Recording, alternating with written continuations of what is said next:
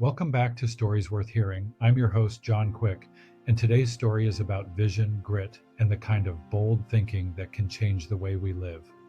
My guest is Galiano Tiramani, co-CEO and co-founder of Boxabl, a company that's not just building houses, but reimagining what's possible for housing itself. From the early days of a big idea to a $3.5 billion Nasdaq-bound merger, Galiano's journey is proof that when you challenge the status quo with innovation, you can disrupt an entire industry. Boxabl's mission to deliver high-quality, affordable, and rapidly deployable homes has already captured the world's attention, and they are just getting started. This is more than a conversation about a company. It is about how one person's determination, paired with the right team and the right vision, can create solutions that truly change lives. So get ready. This is the story behind Boxabl, told by the man who helped build it from the ground up. Let's dive in. Well, this is exciting. We have somebody back on the show. They were on once before, and it'll be fun to hear some of the kind of new and interesting news that's happened with the company Boxabl. So, Galiano, welcome back to the show. Hey, thanks for having me. Yeah, so I'm one of the founders of Boxabl. We are trying to fix housing affordability by mass producing buildings in a factory in Las Vegas. That's awesome. So some kind of huge headlines just happened. I read it a couple of days ago. There's a merger that's going to be happening and a potential IPO that's going to hit the NASDAQ. Can you talk to me a little bit about how that came about? Well, thank you for asking, but I'm not allowed to comment on anything like that during this period unless they're like pre-canned lawyer-approved answers. So I just direct everyone to head over to our website, check out our social media, check out our FAQ page, look at our press releases, and you could read more about it on there and channels. But it's definitely exciting times. It's been a wild ride so far, and That's awesome. So let's rewind for a second. For you, when was that light bulb that went off with Boxabl where you thought, man, this could be a real game changer? It was actually an invention that my father had over 20 years ago when he built a modular house, and he experienced all the problems related to general building construction and related to modular specifically. And he invented the idea and patented it to fold up the house so that it would fit on the road. And that's super important because in order to have mass production, you need to build a lot of product really fast in a factory, and you need to be able to ship it to a large geographical radius. And you can't do that if the product's too big to fit on the road and therefore too expensive. And we think that's what's held modular back. So now that we've fixed that shipping logistics issue, we believe we'll be able to mass produce at a really high rate, which we think will lead to the lowest cost. So for example, automobile manufacturers like Ford or Tesla, they put out one car off their assembly lines every minute or less. Every minute or less they build a car. We want to build a house every minute or less. But if we made that many houses, we'd have to send them all over the country, and you can't do that if it's expensive, cost prohibitive, wide load. So that was really a big innovation. And then in 2017, I had another business that was kind of on autopilot, and I was looking for new ideas, and I decided to give it a shot at Boxabl and created the website, started showing it to people, and got some traction, and here we are. So tell me about some of the roadblocks or speed bumps that has come up along the way. I'm sure that you're breaking into a segment of business that hasn't been disrupted in a long time, working with city, local governments and state governments. Talk to me about some of those speed bumps that you've come into. Yeah, certainly you said it, city governments, etc. That's the big problem. And that's really half the problem with building construction. One half is the way they're built, using manual hand tools on site, slow, expensive, one at a time, skilled tradesmen. We've pretty much solved that part. And then you have regulations. Regulations really are holding back the entire country, not just Boxabl, every traditional builder. If anyone's ever tried to build anything, they understand that it's quite a process. There's a lot of bureaucracy involved. It's slow, it's expensive. Any real estate developers watching know that it can take them 1, 2, 3 years to get a project completed. And that's not because it took them that long to build it. It's because they got held up by the government. So I knew that was going to be an issue going into this, and we quickly found out how big of an issue it is. So you basically have a million different bureaucrats who can stop you at any point along the way based on their own whim. And you have 50 states that all use different versions of the building code. You have a building code that's very specific in the way it tells you to build, and also very up for interpretation for a building inspector to say this is not good.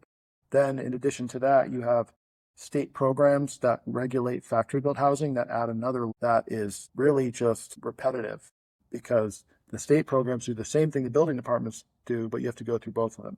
So we're kind of fighting through all that. And then another kind of issue is that the sales cycle for building construction is long. So we can build all these houses, but from the time a customer comes in and says, I want to buy one, to the time when they can actually receive delivery, there's a long timeline there. So if I was manufacturing, a hat and somebody wanted to buy it, I would ship it to them, they'd get it in 3 days. But with a house, we kind of have this big, long sales cycle. So we're fighting through that. We think it's going to snowball over time. Things that we were working on 18 months ago are coming to fruition now, and that'll continue to build and build. Talk to me a little bit about the kind of tenacity that you have to be behind a project like this, because I think most people would have probably just given up. Most people want to be the CEO of a company the day one on the job. They don't really want to have to put any money of their own in. They don't want to have to probably work 90 hours a week or longer like you've been doing. So talk to me a little bit about the hustle and the grind that it takes to see something like huge like this come to fruition. Well, any entrepreneur knows that they're going to definitely have to put in. I certainly do. It's in my nature, though, to be working every waking hour into it. And it's certainly been a bumpy road there. I have so many outrageous stories of things that have gone wrong. And there are so many people that, wish us to fail, but we haven't yet. And we keep surviving, and here we are. And if we are successful in this mission, there's a lot of people that stand to benefit from it, because I think that factory mass production of housing is the only way to bring down housing costs, which, affects everyone. Statistics out there about the percentage of people's income that they spend on housing, and it's enormous. If you're, an average guy, you make 50, 60, 80,000 a year, but then your rent is $2,000, $3,000, $4,000 a month, the numbers don't really crunch on that. So it's a big problem. There's a 5 million housing unit shortage in the U.S. And, we're here to make a big impact in a big way. Nothing about what we're doing is small. It's a big operation with a big product and a big overhead and a big upside if we pull it off. Well, for folks that have never seen one of these, describe a little bit about what the casita. I think the casita is the main. Yeah. The one. Yeah. So describe it for folks that are listening to the podcast, because usually what people think of, they're thinking of a mobile home. This is not a mobile home. This is something different, unique design. So talk to me a little bit about what it looks like and feels like. Yeah. So mobile homes are built to a different code. It's a federal HUD code. They usually stay on a trailer frame with wheels sometimes, but ours are built to regular residential building code, so they can go in different configurations in any place that a regular building can go. And our first product is the casita. So it's a roughly 360 square foot little studio apartment with a bed, couch, kitchen, bathroom. So it's this rapidly deployable room module that's fully finished in our factory. Plumbing, electric, insulation, windows, flooring, lighting, kitchen, everything is done in the factory. Then it folds up. So it folds from about 20 feet wide down to 8.5 feet wide, so it can ship. And then when it arrives on site, it unfolds, it's deployed in about a day, and then you have a place to move in. And from the time that maybe you've made the first one rolled off the factory floor till years later where we're at now, have they changed much, or have they kind of stayed the same, the casita? We started off the company with me and my dad, a few other guys in basically a garage, and we had this design, and we got an order for 150 houses from the United States military. We took that, we leveraged it to get ourselves a warehouse building. First one was 170,000 square feet. We installed millions of dollars of equipment. We hired hundreds of people, ramped up, delivered that order in full. And kind of throughout that process, we tweaked things a little bit, but overall, we're producing that same product today. It's a little more refined now. It works great. However, we just released what we're calling our phase 2 products, which is different room modules. So different size rooms that can connect and stack together to build single or multifamily housing. And it also uses different technology in the walls, different manufacturing methods, and everything we've learned over the past few years, we're dumping into this new product, which we think solves a whole range of problems, friction points, brings down the cost of the product, increases the structural strength, the fire rating, on and on. Working on that right now, and we have a few other products as well that are little smaller houses on wheels, so they're actually RVs technically. And yeah, it's definitely, we are a technology company. We are constantly doing R&D. We are constantly trying to solve for the various issues that we bump into and pivot. Does getting a Trump in office as opposed to a Biden, has that been helpful at all to your company, or does it not really affect it? Well, Trump's gone in and slashed the bureaucracy, right, with the help of Musk and his chainsaw. So I'm really happy about that. Less regulators slowing down American innovation is amazing in my book. I'm Terry, and I believe in maximum freedom equals maximum benefit for society. So I'm happy about everything so far. And I know they've talked about doing some different housing reforms. We'll see if that happens. We're trying to have our say in that because we know what the problems are. We know what the easiest buttons are to push to change things. And I'm asking him for a national 50-state building code, one building code for the whole country, one modular approval program for factory built housing for the whole country. And it's a no-brainer. It would open up a massive amount of building construction. So that's something that the administration could do to be helpful, regardless of what state these are shipped to. Is there anything else that the Trump administration could do to be helpful to somebody like yourself that's trying to break through a category of the economy that has seen little to no innovation in 60 years, 100 years? There's a lot of different nuances, to the answer to that question. It's going to be a huge ordeal for them to undo the regulatory bureaucratic nightmare that's evolved in every industry, not just building construction, and pull it off. I know there's a lot of laws being passed on the local level in a lot of places. California's actually done a great job. I always shout them out when I'm asked this question because they've passed a ton of laws to enable people to build without being told no, and done things like, for example, if you want to build a backyard ADU in California, the building department has to approve or deny it within 30 days. I've had other states where it takes 7-8 months for them to even give you an answer. Probably a year sometimes. Yeah. And by the way, just that being the law in California, some places don't honor it. They don't follow their own law. And you have to actually threaten them with lawyers to get them to approve or deny you. So that's just like the old guard resisting. Yeah. Well, if somebody, there's going to be folks out there that they're watching this video. You do not have a shirt on during this interview. If people have followed you before, I think I've seen interviews or clips where you had a huge mullet on, and you seem to have a fun time with, the hustle and the grind of working. Talk to me a little bit about, just that attitude and how that plays a role in how you lead the company. So like I told you before, I am not wearing a shirt, but I am wearing pants. That's good. But I just did this to make a point. That's how we fueled the whole company and the whole vision. We were able to leverage the social media algorithm to get people's views. And those views are worth a lot of money, no matter what product you're selling. If you can get someone to stop scrolling on TikTok or Reels for a split second, half a second, whatever, the algorithm's going to then send you more views. So maybe someone scrolling through our podcast clip is going to see a guy with no shirt and say, huh? And wait a second, and look what it is.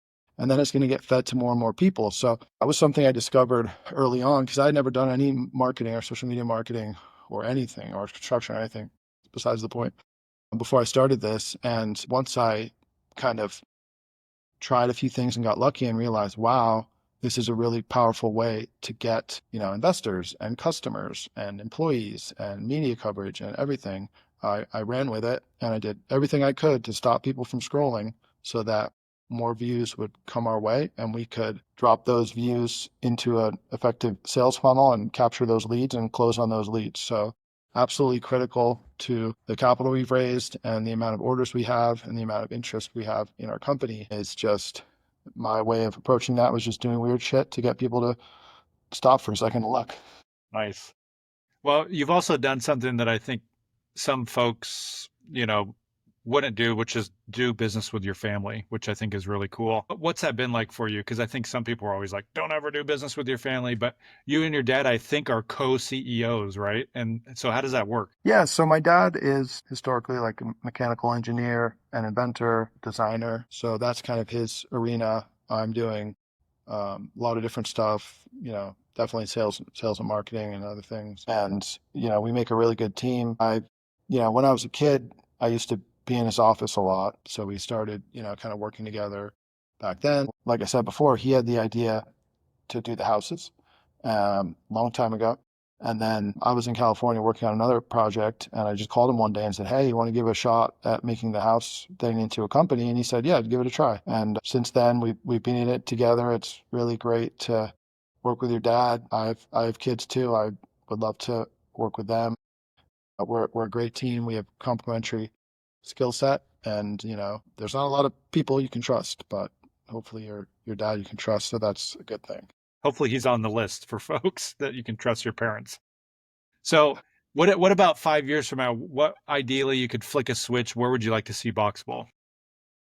So right now, the company is going into sales mode.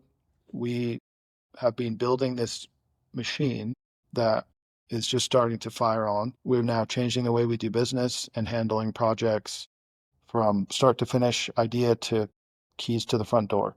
Whereas before, we were trying to sell room modules to builders and developers, and that's a smaller market. Someone coming with an idea, or they want a backyard ADU, and you say, "Yeah, I'll do it all." That's a bigger market. Down the line, I would like to be buying the land, developing the projects, and selling the houses to the end user on Zillow at less than market rate, so they sell quick. And that's the biggest market. So we're working on ramping that all up right now. Sell, sell, sell. My plan is to to sell more than we can make, keep going back to the markets and saying, support this, grow, grow, grow. And then as we scale up, we believe our costs will come down and no one will be able to compete with us is the vision that we hope for. So what about somebody wanting to buy one now? Let's say, there's going to be folks interested as they listen to this, they go check out the website and do all those kinds of things. If somebody wanted to purchase one now, is that something that can happen? And what's the time frame on like somebody getting one if they put an order in? Yeah, so you can head over to our website. We can sell the backyard casitas in 15 states, and we can do bigger projects in pretty much every state. So if you want to go and buy a backyard casita, you go to our website, you pay a small fee so that we know you're for real. So we have a lot of leads. And then sales team will reach out to you. They'll help you get financing. They'll get you permits. They'll prep your land, get your foundation, and then get a box installed. So we are ready to go. We're selling. You can go to the website and go to the projects page, and you can see all the houses that we've built so far. So my guess is you like go to probably conferences, whether it's marketing conferences or builder conferences. What do people think? Like, what's their response when they see the CEO of Boxabl show up? Because everybody else is doing the same thing, especially in construction type stuff. What's their response when they see you? Are they starstruck? Are they scared to come see you? Are they, give us a little peek behind the curtain? Well, it's funny being what more well known online, and then going to like industry events where people know about your niche. Sometimes they do act funny when they meet you, but usually I'm just acting weird, scaring everyone. So it's funny. Like I went to it was like a venture capital convention. It was like all the people I said fuck you to raising the money for the company the way I did. And I was just wearing a ridiculous outfit. I had the blonde mullet back then, and I looked totally insane. And I ran around, harassed everyone, handed out flyers to everyone, went totally nuts. And it was funny because those are like not my people. Those are the people wearing suits and acting real serious. Yeah, those are a lot of the people that said no to you as well, right? But yeah, when we started the company, once we got to the point where we had spent our own money and we realized we needed a lot of money, more money than we had to make this vision a reality. I started, cold calling investors and VCs and private angel calls. I was on the phone every day, all day. And I got a big long list of people that said no, but we made it happen. But you kept trucking along. Yeah, we kept trucking along, and now we've raised over $230 million, and grown into 3 factory buildings, 400,000 square feet of warehouse space, hundreds and hundreds of houses built, and just proving the concept that we've figured out and cracked the code on how to make housing more cost effective. So what about tariffs? Tariffs, you see them all over the news. Trump's, figuring out a way to fund government without taxing people more. Are tariffs going to affect your guys' business in a positive or negative way? Yeah, I don't think that's going to fund the government because it's just chump change compared to what they spend. But I certainly agree with his approach on tariffs. I don't think he wants to be taxing anyone.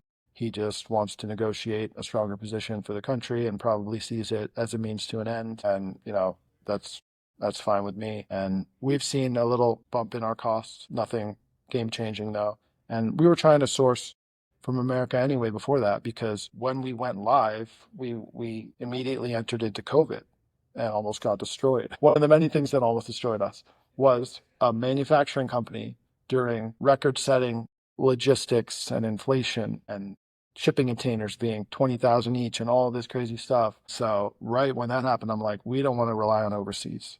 We don't rely on even without COVID, it's, 4 months to get something from China, and it's not good. And it's not good, the way kind of we've historically tweaked the economy, tweaked the way we inflate the money, and has resulted in less and less American manufacturing, but it's not a good position to be in. It's not a strong position to be in. And, we should be doing it in our country. And, when things adjust, we can compete with China, et cetera. China's interesting. We don't just buy things from China because it's cheap, because we're exporting slave labor. We buy it from there because they're really fucking good at building shit. Yeah. And they're insanely fast. They're faster than us. They're better than us. And that's why, we go to China for some of our stuff, some of our prototyping, but certainly we prefer to rely on United States suppliers when we can, but we can't always. Yeah. So what's some advice you'd give to maybe the 19-year-old kid who is, trying to start his own business for the first time? You've not only started Boxabl, you've had previous businesses that have been successful. What kind of advice would you give to that person? Doesn't know where to start, has no idea what they're doing, and just needs to start somewhere. Get ready to lose 100 times, but know that you only need to win 1 time to come out ahead. That's good. That's good. What were some of those like big lessons for you, those 99 times that maybe you swung and missed? If I lost money. Or just, just sometimes things don't work out, right? And you only, like for me, I've only I learned a lot from my failures, and they've helped me to succeed better. Have you had some of those lessons along the way yourself? So many. It's basically, it's life, and it's like suffering and learning and growth. And this is just training camp for whatever happens next. The road is not going to be easy no matter what path you choose. That's just the nature of our reality. Do you see housing 5 years from now? Boxabl's, a household name, and people are using casinos all, in all 50 states. Do you see the housing industry being able to shift to meet some of this demand? What do you think the rest of the housing industry is going to do 5 to 10 years from now? Well, I think if Boxabl can prove to the market that we are a better solution that can sell houses less cost, faster, that we will be able to grow really, really quickly with the things that I want to leverage. And then maybe we'll be able to, enjoy a little monopoly for a while before we get copied. Yeah. That's how it goes. And where are you guys located? I know that, there's going to be folks here that maybe they're going to think, man, I want to work for this company. Like, are you guys hiring? Where are you located? Just for folks that are hearing about you for the first time. Yeah, we're always hiring all kind of different positions. We're located in Las Vegas. Anyone who wants to come by can take a tour of the factory anytime. We have full-time tour guides, and we'll show you everything we're working on. That's cool. So somebody could show up and they'd actually get a tour of the actual facilities. You can book a meeting online, or you can just show up. Because we have so many people show up, we have to have full-time tour guides. Like, we've had literally thousands of people come over the years. We have a board in the front. Anyone who books a meeting or a tour will get their name on the list. So like every day when I walk in, there's just so many names on this list of people coming to check it out. And maybe it's because it's Vegas or maybe because it's cool. I don't know. So I've heard that Elon Musk has a Boxabl potentially. Is there any other famous folks out there that have these that you can share about, or is it all top secret? Is, and I cannot disclose who the others are. But the only reason I can even say Musk is because he I think he mentioned it, didn't he? Like he had one in Texas or something like that. Yeah, he eventually spilled the beans. Before that, I just said no comment because there was an NDA. But then I just copied what he said after he disclosed it. But yeah, we've got a few other famous people with him too. That's awesome. Well, I appreciate you hanging out with me. Do you have any closing thoughts here before we head off? I'm excited for your guys' potential merger. I think that's very exciting. I encourage folks to go check that out. I'll put the press release in the description, but the floor is yours. You got any closing thoughts? Yeah, thanks for thinking of me. And if anyone wants to learn more, head over to the website, email us, call us, text us. Keep an eye on social media. We post constant updates of what we're working on, and stay tuned for what happens next.